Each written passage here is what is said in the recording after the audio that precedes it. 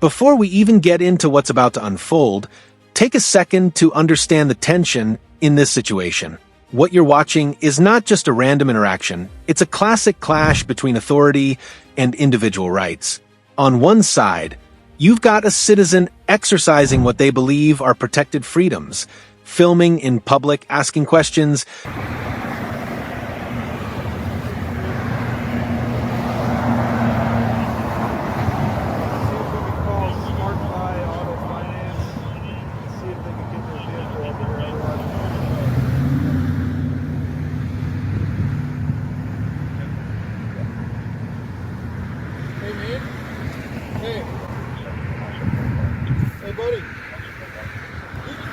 Hey, I don't need your directives. I'm not committing a crime. Stay away from me. No. Don't walk towards me. Stay away from me.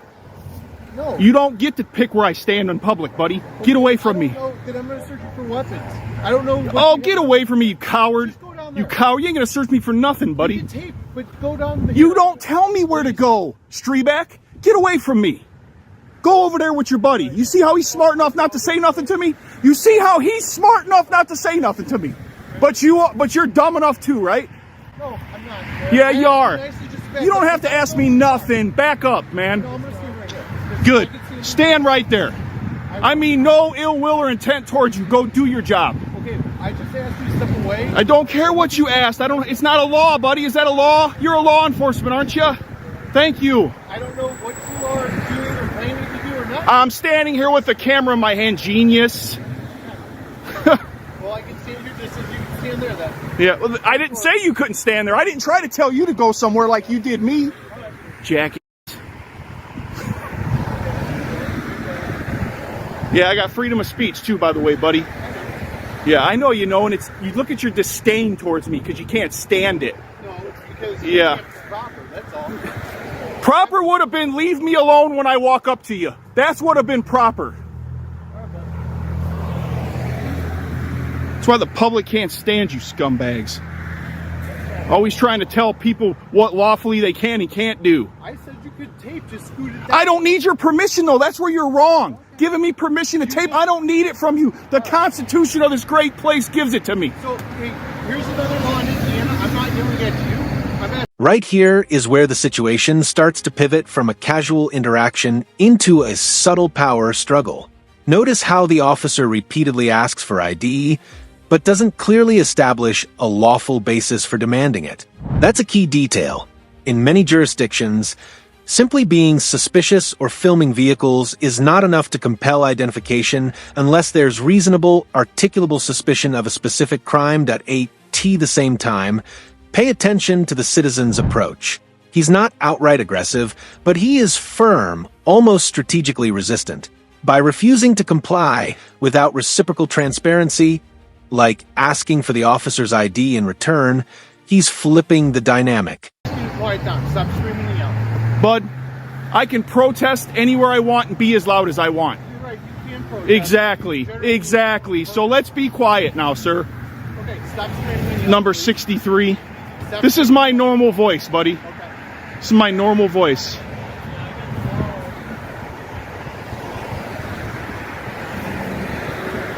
So this is Officer Strebeck, number 63. He's from Griffith. Do not walk up He's a on moron. Do Then not we walk got up number on 9. Giving you a legal lawful directive. Do not walk up on these officers. We got number 63. This is his car. He's a canine douche. Got number 8.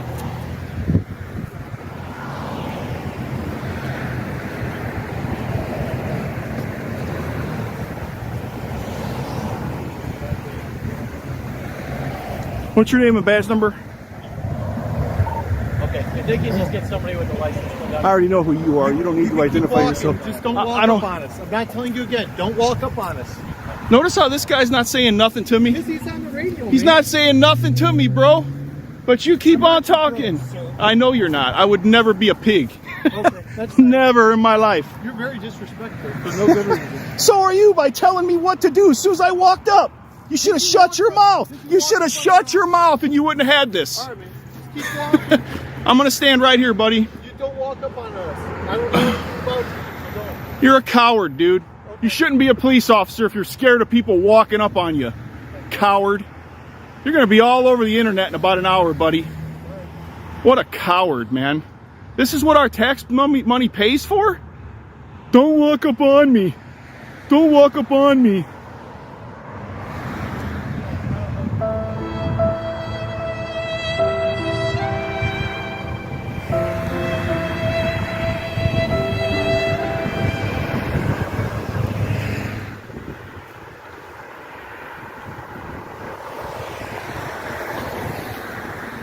I'm gonna find all out about you, buddy.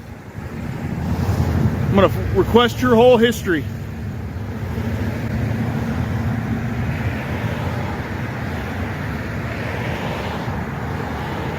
Now, this is where things take an interesting turn. The conversation shifts away from legal justification and starts drifting into personal probing. The officer begins asking about items like the knife, gear, and equipment. On the surface, it might seem like casual questioning, but in reality, this can be a tactic to establish grounds for further investigation or to gauge the individual's behavior. But here's the issue. None of these questions directly tie back to a clearly stated crime. So instead of clarifying the situation, it actually muddies the waters even more. Meanwhile, the citizen responds with deflection, humor, and counter-questions. That might seem harmless, but it also adds friction. What's your name and badge number? I'm Detective Lenski with the Quincy Police, 6951. 6951. What are you up to? Nothing.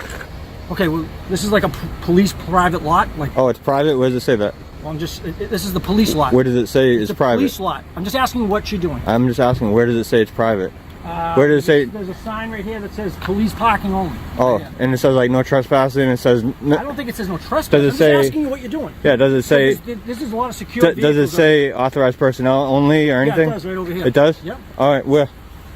Over here. Where? Over here. Over here. Where? Where's over here? Because I didn't see it. I didn't see it when you pull in. Sign over here. Yeah, police vehicles only, right? Yeah. I'm just asking you what you're doing. I'm Just videotaping cars? Yeah. Okay. Yeah. Can I get your name and badge number, please?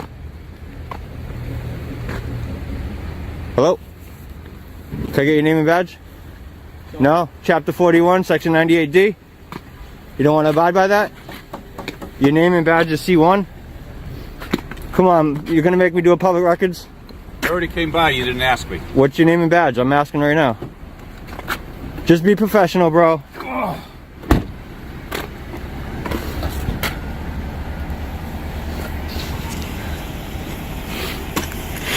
We can talk all day if you like. What's your name and badge?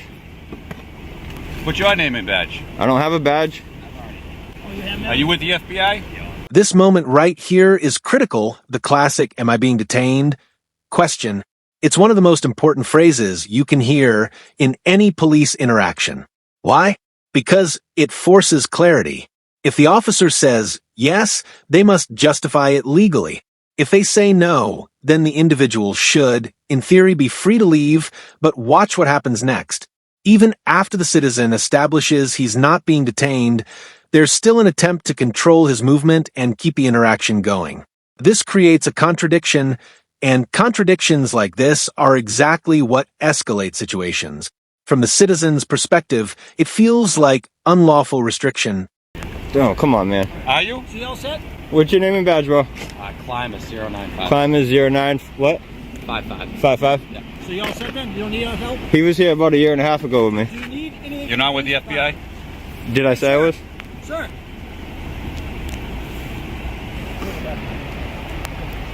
Man, you're not used to people not answering you, huh? You're getting frustrated. You don't need help. I'm all set. Did I ever ask for help? He's just being polite, that's all. Polite. Yeah, he asked me Telling me that I can't be back here? What's that? He telling me I can't be back here? Well, I just got here. He asked you if you needed help. Yeah, right now he did, but he was telling me I couldn't be back here. What's your name and badge, bro? Come on. Are you with the FBI? Why would I Yes be or with no? them? Why would I be with them? Are you with the FBI? I don't answer questions. Are you an FBI agent? I don't answer questions. Would I have to answer that if I was? Well, I'm just curious. Are you with the FBI? Why would you think that? You guys under investigation? Are you? I like that. That's good. Are you guys under investigation by the FBI? He thinks I'm an FBI agent. I don't know. It's a fair question. Oh, okay. You could be. Cool. You never know. Yeah, you never know. So are you gonna give me name and badge? I'll give it to you, but I don't want you to walk away. It'd be once great. You do. It'd be great. I'd You love want to talk to you some more. All right, cool. Kelly 6133. Kelly 6133. Thank Yeah. you, Kelly. Appreciate that. Okay. So, do we know each other? Are you a friend of mine? Now the energy shifts dramatically. What started as a somewhat controlled exchange is now turning openly confrontational. The language becomes sharper, the tone more aggressive, and both sides are clearly frustrated. This is where emotions begin to override strategy. Notice how physical space becomes part of the conflict. The citizen repeatedly tells the officer to back up, asserting personal boundaries, while the officer continues engaging. These moments are extremely volatile because they introduce the perception of threat, even if no actual threat exists. Add in raised voices and insults, and now the situation is operating purely on emotion rather than law or logic. Like, do we know each other? I don't think so. You look awful familiar to me. I don't know why you think that. I don't know why you keep saying it, even though I said your we voice sounds don't. familiar to me too.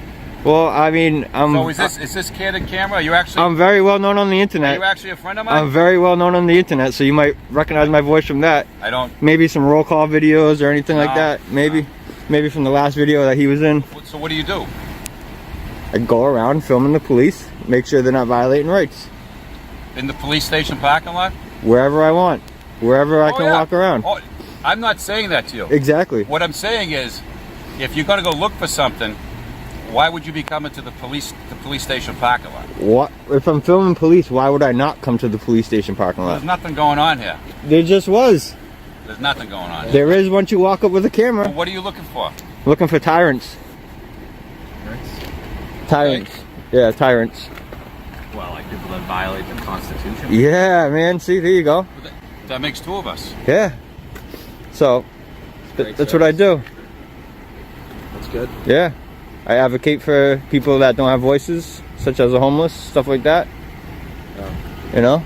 All right. Building a nice homeless shelter there. Is that what this is happening right here? Or is that across the way? Across the way. Oh. Well, that's the old one. Oh, okay. You know. That's all. Yeah. Take care. Thank you. See you later. All right, man. I'm gonna continue All right. to do the little filming. All and- right. Well, now we kind of know each other. Kelly, I appreciate the All right. identification afterwards. Yeah. I appreciate that. honestly, you know. All right, man. At this point, the interaction has fully transitioned into a battle of principles. The citizen is now openly invoking constitutional rights, emphasizing freedom of speech and freedom of movement. Meanwhile, the officer appears focused on maintaining authority and control over the situation. This is a classic example of what happens when legal understanding and real-world enforcement collide. The citizen believes he's standing firmly within his rights, and he may very well be. But the way those rights are asserted matters just as much as the rights themselves. Delivery, tone, and timing all play a role in how the situation unfolds. Okay, can I see that, please? Can I see your ID? That is number 648, Sergeant Lopez. Can I see your ID, please? Cool. Can I see yours? No, can I see your ID? Okay, can I see yours? Sam, can you start me a second? I'd like to get yours. I'll give you mine once we're done. Awesome. You can record all you want, that's fine. Oh, I know. Yeah, Do you have your ID with you? I've already answered that. Okay. What's your name? What's your name? Okay, here's the deal, man. I'm not going to sit here and keep playing the name game. Okay, see Okay. you later. So, where's your ID? Where's your ID?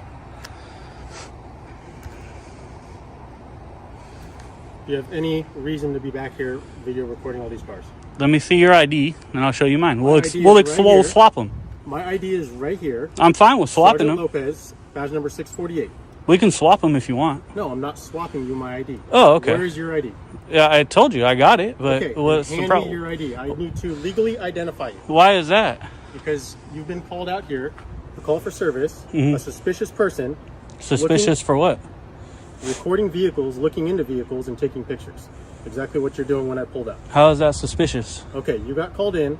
I need to identify you. Do you have your driver's license? Well, I agree. I got called in, Is there a number for that call, by the way? Absolutely. What is it? I'll give it to you once this call's over. Okay, so yeah, I might have got called in, and I understand you want to identify me or you think you need to, but yeah, unless you show me your ID and I can see it and take a picture of it and stuff, you're probably not going to get mine. So. Okay. Okay. What's your name then? What's your name? Do you enjoy doing this? I'm not the one who came up to you, bud. Do you enjoy doing it? Absolutely, I do. Oh, okay. Well, cool. I enjoy dealing with compliant people. Awesome. Cool. I enjoy dealing with compliant people. Awesome. Awesome. The background. And why would I have to be compliant? So here's the deal. Here's the deal. Okay. You said that a lot of times. You say that a lot? Yeah, awesome. because you're not quite understanding. Awesome. So Is your cam on? It sure is. Doesn't. Like Here we see a shift back toward a more structured conversation, but the tension hasn't fully disappeared. The topic now revolves around whether this area is private property and whether proper signage exists. This is actually a very important legal detail that often gets overlooked, that if an area is truly restricted, there typically needs to be clear, visible signage indicating that. Without it, enforcing trespassing rules becomes much more complicated, and you can see the citizen honing in on that, asking specific, targeted questions about signage and authorization. I see a red now. Okay, cool. Yeah, I didn't see it at first. Okay, cool. Here's the deal. Is that pepper spray right there? No, it's not. What is it, mace or something? No. Extra clip? Wouldn't you have an extra clip on your other side, though? Enjoy taking pictures? I'm just trying to figure out what you got on you. What kind of knife is that? It's just a pocket knife. Cool. What Okay, kind, so though? do you is have it like your a ID? good? Is it a good brand? Do you have your ID? Is the knife a good brand? Do you have your ID? I'm asking a question. Is the knife a good brand? You're not asking questions. We're asking questions. I'm just asking you a question. What's the problem? I'm just asking if the knife is a good brand. It's a great brand. I like knife. I'm into knives, so Okay. I like brands, knives like on you? Benchmade and stuff like that. You know what I Do mean? you have a knife on you? Do you? How many sure do do. you have on you? How many knives you got on you? What's your name? Officer Johnson, sir. You got a badge number? 601. Awesome. So.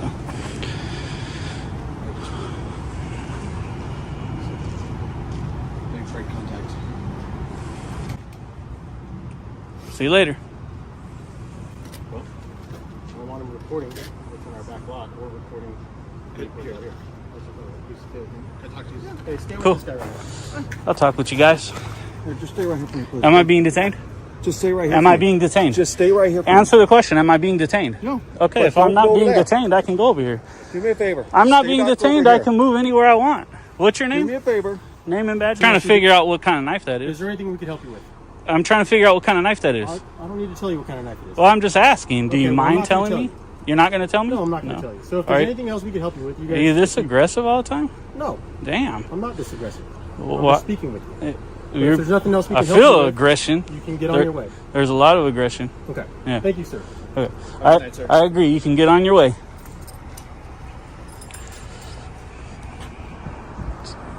Hey, get out of my car. I'm not in your car, bud. 92. Cool. So that was a sergeant. Hey, what was your name again? You didn't tell me. As this encounter comes to a close, there are a few key takeaways that really stand out. First, the importance of understanding your rights, not just in theory, but in real-world situations like this. Second, how quickly tone and communication can escalate or de-escalate an interaction. And third, the fine line between lawful authority and perceived overreach. What we witnessed here wasn't just about filming or identification, it was about control, perception, and the balance between public accountability and law enforcement authority.